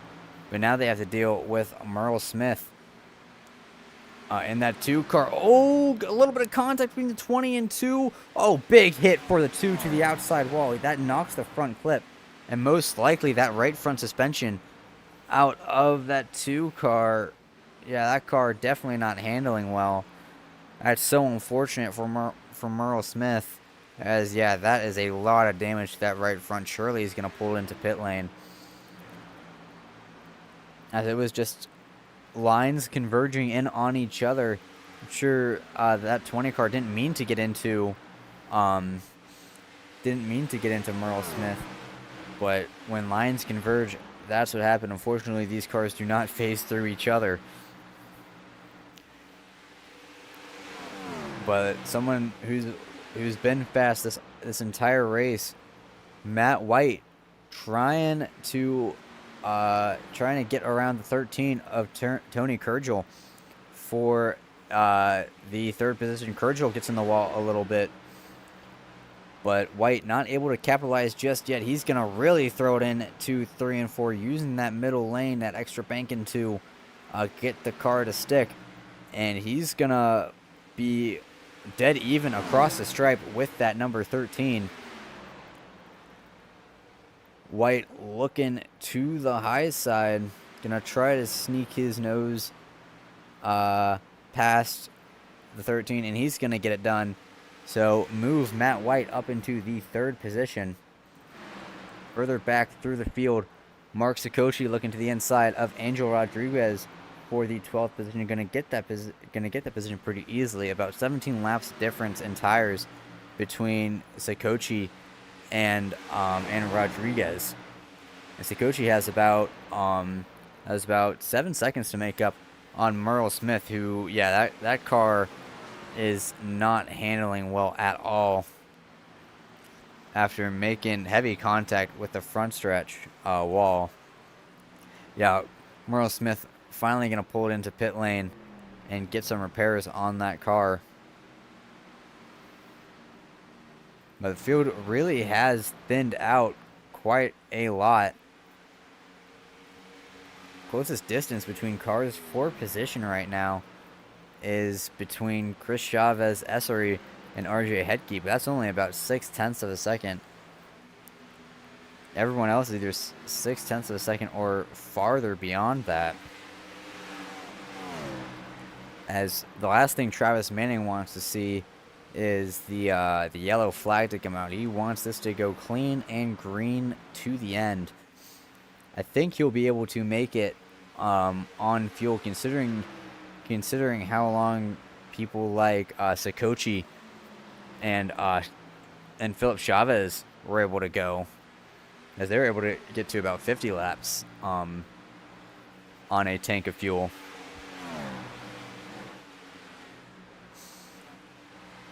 But further in the back, Ray Partridge going to be losing time to Philip Chavez, as Chavez looking to the inside of Partridge for the 9th position. About dead even down the backstretch coming into turn 3. Chavez with slightly fresher tires than Partridge, about 2 laps separating these two's tires. So Partridge gonna clear the 14, gonna hold him off for now, as maybe he had a little bit of a loose moment and had to catch that number 1 Chevrolet. Adam DeFore trying to get around Brian Higgins for the 13th spot. Higgins able to hold strong on that outside line and hold off DeFore. Higgins had a rough early stage of this race, but he's been having a quiet but strong recovery, as DeFore got really loose on exit, went to the apron. Maybe he's looking to come into pit lane sometime. Doesn't look like it just yet. I think he just got loose and he just had to enter the corner. But we were just talking about Brian Higgins. Him and Crump get together. They both keep it straight, merging back onto track. Crump all sorts of sideways. Lucas Crump going to get a black flag for cutting through the exit of pit lane. But contact between Wiggins. Wiggins going to, oh, he's going to spin it back out on track. Does he save it? Yes, he does. Good save by Wiggins. Matt White had to slow up quite a lot to not run straight into the back end of Wiggins. But I'm sure those rear tires are absolutely smoking on that number 15 Napa Auto Parts car. So he's going to try to nurse those tires back to a cool operating temperature as Adam DeFore comes down pit lane. But your leader with 26 coming to 25 laps to go is Travis Manning with a 4-second gap over Brady Schreckengoss. He's really turned on the pace machine here, as he's gapping that 00 by about 0.4 per lap, and only on 3-lap fresher tires. I mean, he's even outpacing Matt White, who is on 1 lap fresher tires than the leader. But I think Matt White will be very happy with this result. A very clean third place if he can make it work. As big sideways moment for Ray Partridge in the 1 car. Philip Chavez able to get past him as Partridge was pointed about 30 degrees towards the inside wall in 1 and 2, able to keep the car straight. That must have been a little bit of a scary moment for that 1 car. But with that said, everyone is separated by about a second or more. 2 closest cars on track right now is Nick Gold and Philip Chavez.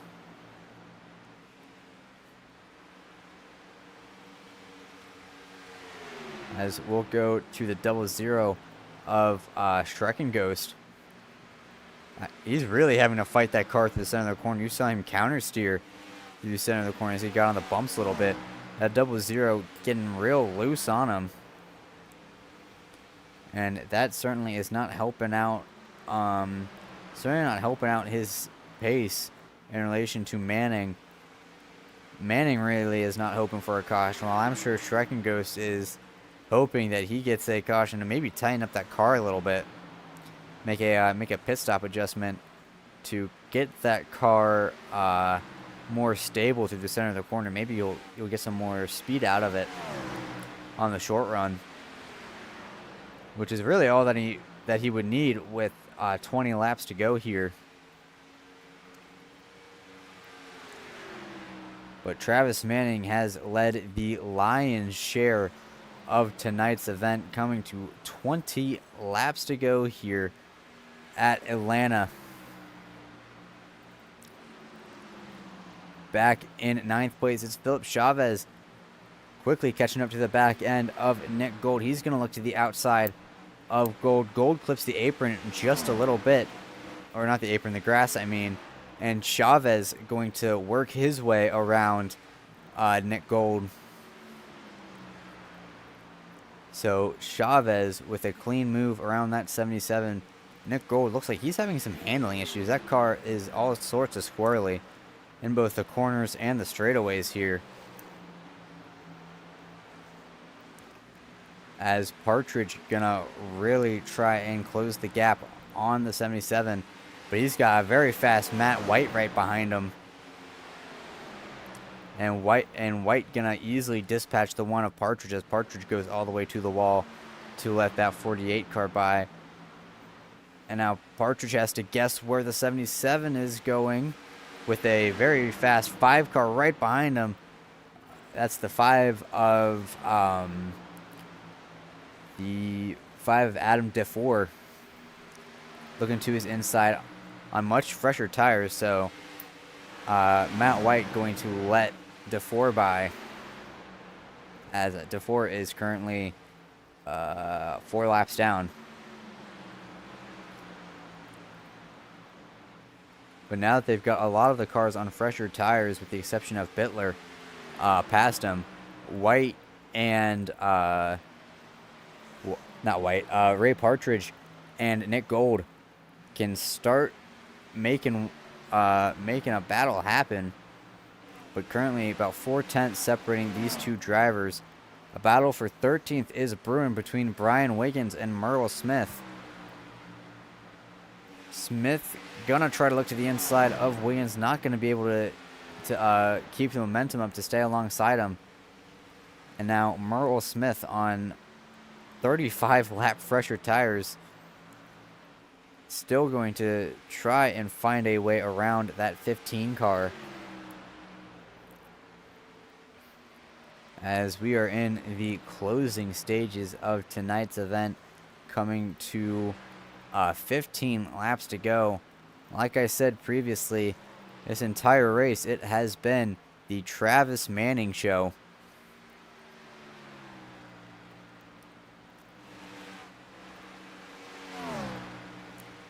"15 laps to go as Manning crosses the stripe. Going back to Merle Smith for 13th spot, looking to the inside of Wiggins. I mean, not able to get a nose to the inside, but with that superior grip that 2 car has, he's gonna power by to the inside of the 15, but the 15 still holding him off. So old tires versus fresher tires with damage. You can see that when they're keeping it off the wall, they're about on equal pace, considering the damage that 2 car has. So now Merle Smith looking to use that high side momentum to run down the 15.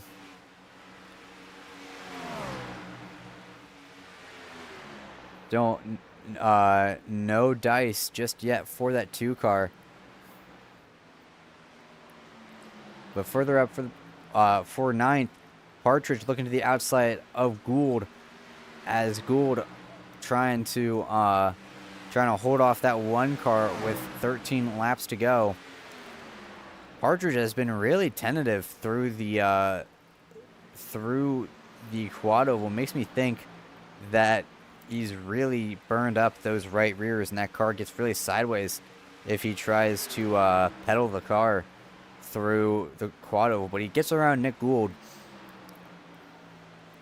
So with that move made, everyone from 1st to 9th is either 1.3 seconds or further away from each other. As Nick Gould really starting to slip away from that 1 car. 11 laps to go when Travis Manning just crossed the stripe. He's got 44 more corners to make and about 5 minutes of clean driving. He's just praying and hoping that that caution does not come out just yet. Angel Rodriguez getting around Merle Smith for the 13th position. So that damage really starting to hamper Merle Smith's pace compared to other cars, because Angel Rodriguez only on 5 lap fresher tires than Merle Smith, but with that right front as far pushed in as it is on that 2 car, not be surprised if he's getting a lot of excess wear compared to that 18.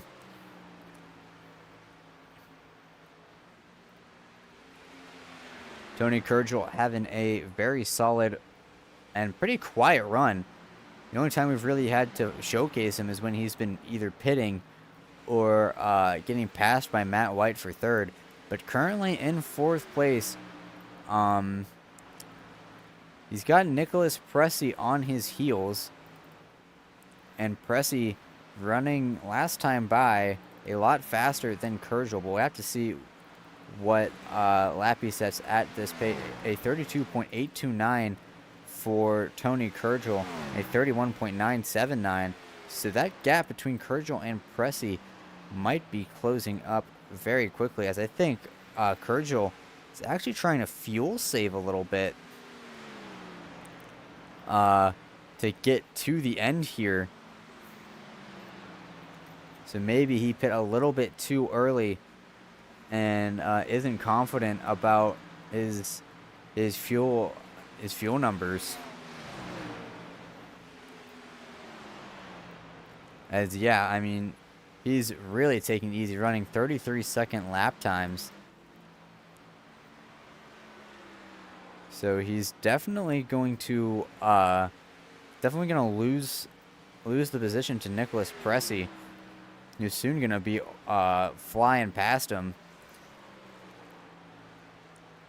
as Pressey isn't going to have to fuel save.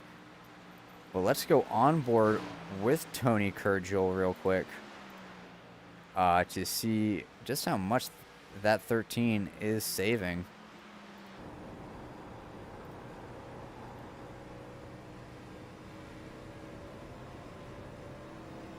And going to Nicholas Pressey.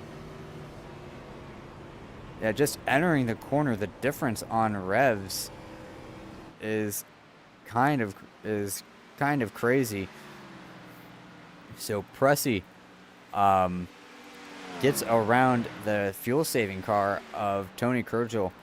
So if Kurgel makes it, he should have 5th place on lock, since he's only running about a second faster than Chris Chavez Essery.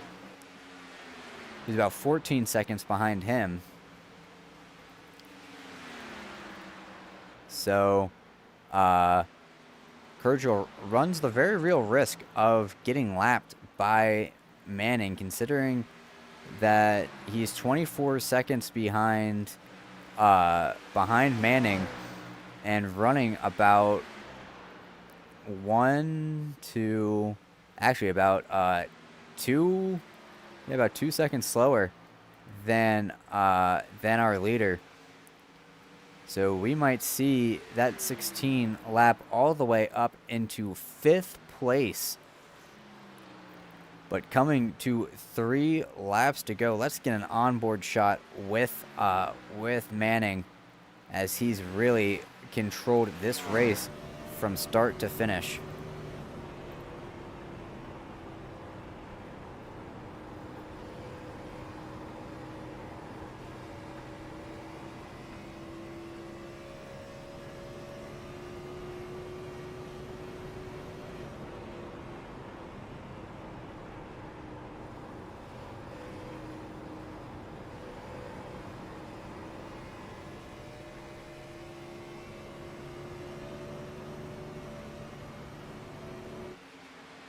That car has had the very fast combination of being very fast and very stable. Here comes Manning to lap Tony Kurgel, as Kurgel is really slowing down to save that last little bit of fuel so we can get across the line. But white flag in the air for Travis Manning.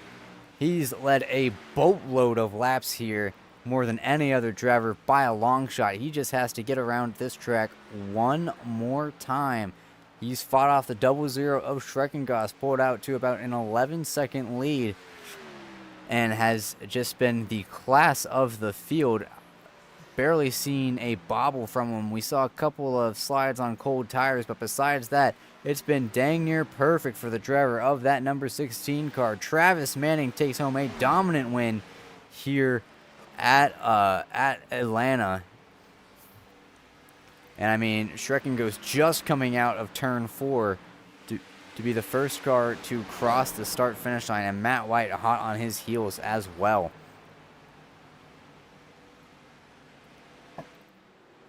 So waiting for everyone to finish their laps at race speed, and we will get your results on the board in just one moment.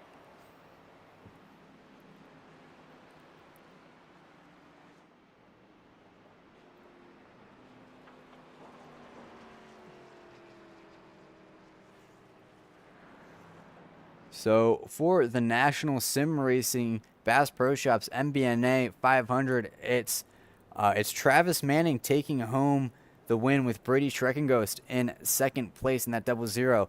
Matt White had a fast car all day, comes up just short of that double zero in third. Nicholas Pressey, solid run the entire race, comes home in fourth. Tony Kurgel, fuel saved to the finish, comes home in fifth. In sixth, first car outside the top five is the number 20 of Chris Chavez Essery, and on his and right behind him in seventh is the number 53 of RJ Hedge. Got damaged early, but was able to persevere through it and able to come home with a top 10 finish. Philip Chavez wins the battle against Ray Partridge. Both of them finishing 8th and 9th respectively, and Nick Gold rounds out your top 10. A black flag derailed Mark Sikochi's top 10 hopes as he finishes just outside of the top 10. First car 2 laps down in 11th. Then Robert Wiggins led a couple laps under caution by staying out and then fell ultimately back down to 12th. Angel Rodriguez in the 18 comes home in 13th, with Merle Smith with a lot of right front damage coming home in 14th. Another driver who had a black flag derail his day, Adam DeFore in the 5 car coming home in 15th. Brad Lawrence, quiet race all day for him, coming home 16th in that number 19. And Brian Wiggins had a rough race all around, coming home in 17th for that number 15.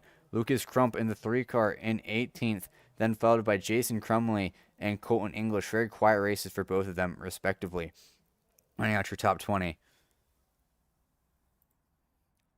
Then it is John Bittler in the 88, 12 laps down in 21st, then followed by John Russo and Rick Jarrell, 17 and 19 laps down, respectively. Then Chris Norris, Brian Burchett, and James Young rounding out your field of 26 drivers. Don't go away anytime soon. We will have interviews with your top 3 in just one moment.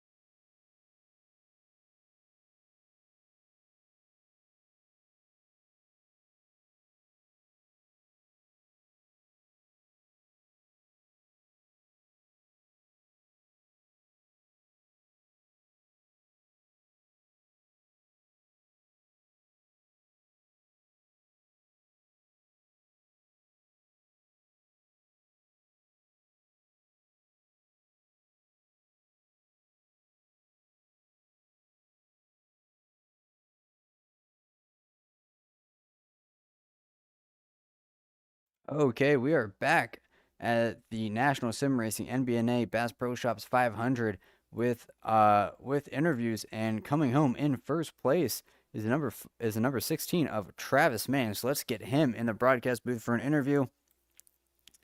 Coming home in first place is the number 16 of Travis M. Manning with a dominant run. Do you got a copy? Yes, sir. I got you.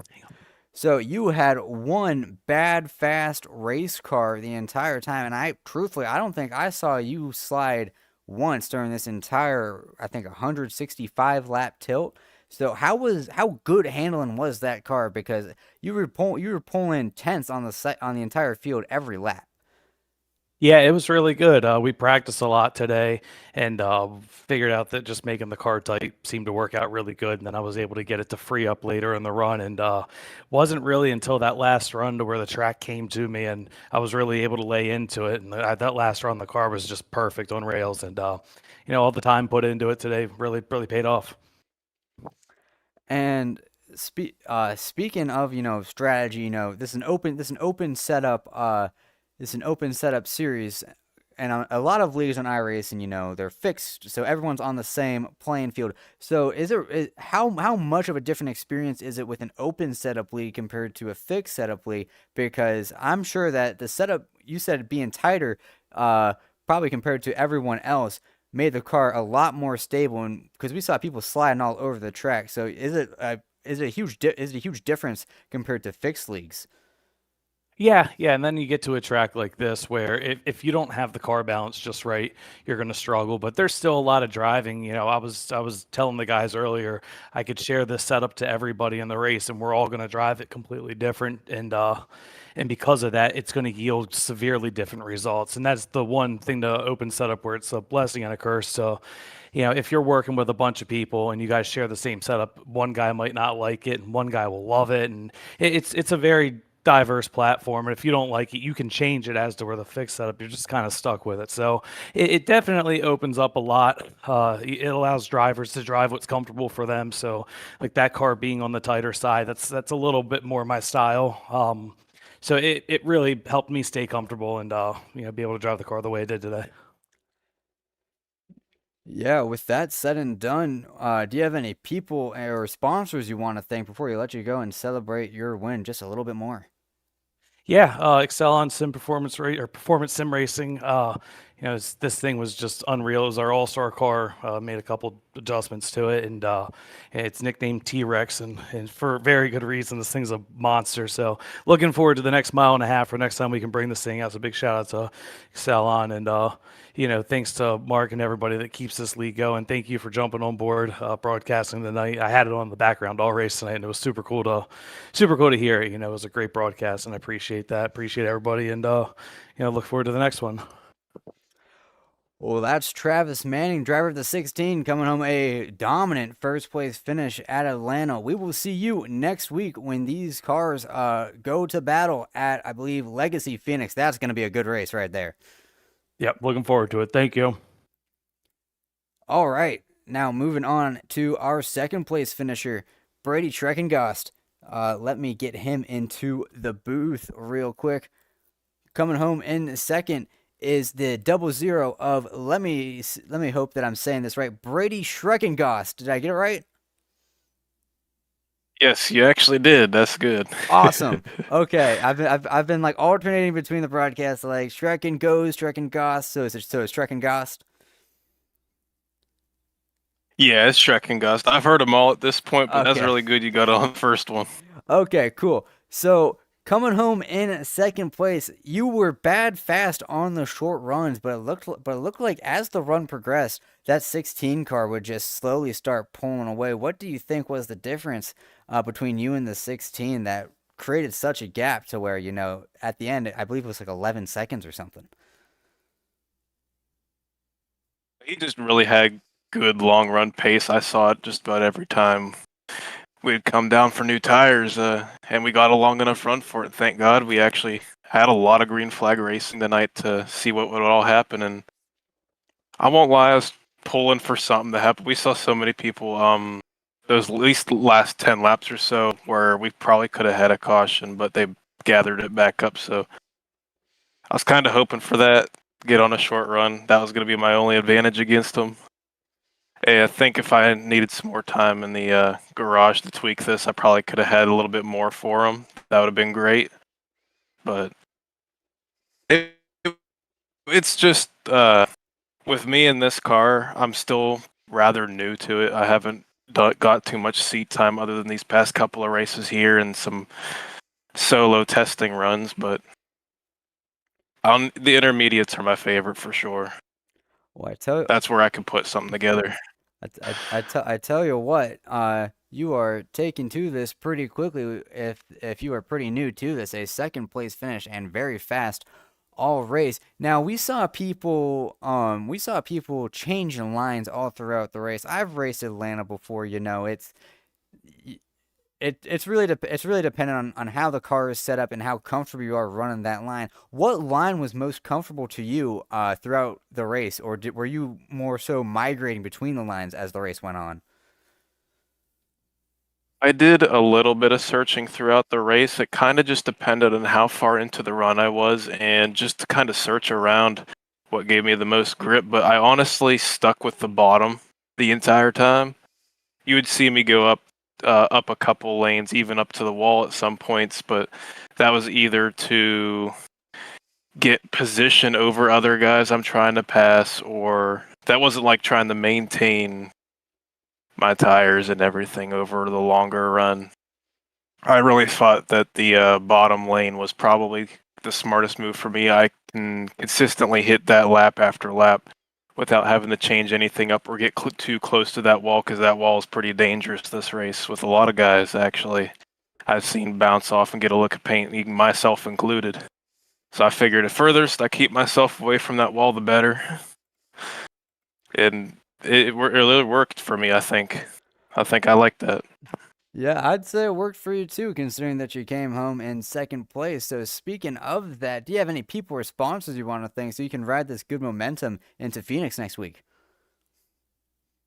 Oh yeah, for sure. I definitely want to thank out my buddy John Russo, where him and I are working together. Even though it doesn't say we're listed as teammates, we're pretty much teammates at this point. And he provided me with a good setup, and I made some tweaks to it. And without that, I think we probably wouldn't have had the same amount of speed as what we did today. And just want to thank everybody, yourself included, for putting this on. And honestly, it was really fun at the end of the day after the hard sweat and tears of getting this thing going. Well, I tell you what, all that work paid off with a second place finish. That's our second place finisher, Brady Schreckengoss, coming home strong in second. We will see you next week for a good race at Phoenix. I'll see you. I hope to put on a strong, good run there. I think you got it. Have confidence in yourself. All right. And then coming home, final spot in the podium position, on the podium is the number 48 of Matt White in third. Let's get him into the booth. Matt White coming home in third. You got a copy? How are you? I'm doing pretty good. You seem to be doing pretty good yourself, considering that I think you started near the back and you charged through the field and had a lot of pace. I mentioned throughout the race a lot that you were carving your way through the field and you almost got to the back. You almost got past that 00 right at the end. Just how close were you in terms of laps to getting around that 00? I probably another 5 laps, but he said he was running out of gas, which made sense in the end there. But, yeah, we started in the back. Didn't have a qual set, actually. So I was like, I'll just start in the back. My first race, just kind of take it easy. And, it went right to the front. What do you do? So, yeah, we saw a lot of people running, different lines, at Atlanta, of course, almost every line is viable to an extent, depending on the type of entry that you have and just how willing you are to use your tires. So what line for you worked the best to eventually carve your way from the back to the front? Definitely bottom. I think that the way the car was handling for me, it's I was able to make up time the most just because everyone else was running middle, top. It would get to me at the middle of the run, but on the long run, the bottom would just you could outrace the outside line if no matter what. So. And before we let you go and ride the good momentum into Phoenix next week, do you have any people or sponsors you want to thank before we let you go? Yeah, I just want to thank Chris. He helped me out this week with getting some speed in the car. Also, just my company, MW Designs, NSR, everybody here, they put on a good show. Mach 1. We'll hopefully come to Phoenix with some of our own stuff and unload real fast. Short and sweet, just how Matt White likes it. That's a strong third-place finish for him in the 48. We will see you hopefully next week for a good race at Phoenix. Thanks so much, Garrett. Appreciate it. All right, with that said and done, I can get this graphic off of the screen. I can change the camera to scenic mode, and this concludes today's broadcast of the National Sim Racing MBNA Bass Pro Shops 500. I hope you enjoyed it as much as I did. A good race to watch. And I hope that you will tune in next weekend when we go Gen 4 racing at Old Phoenix. A very fun track to watch. I think we'll have a great race there. But my name is Garrett Hesse. You're watching Fireball Talks NASCAR. Big shout out to National Sim Racing and our sponsor IRDRacing.com. The name in racing carburetors out of Florida. Great to have him on board. Big shout out to David at FTN for allowing me to do this and having a lot of fun while doing it. And thank you for watching. Big thanks to SKS Graphics for their help with the tickers. If you need ticker help, go to SKS Graphics and Andrew Schulte. But thank you for watching. I will see you tomorrow for the other National Sim Racing series that I will broadcast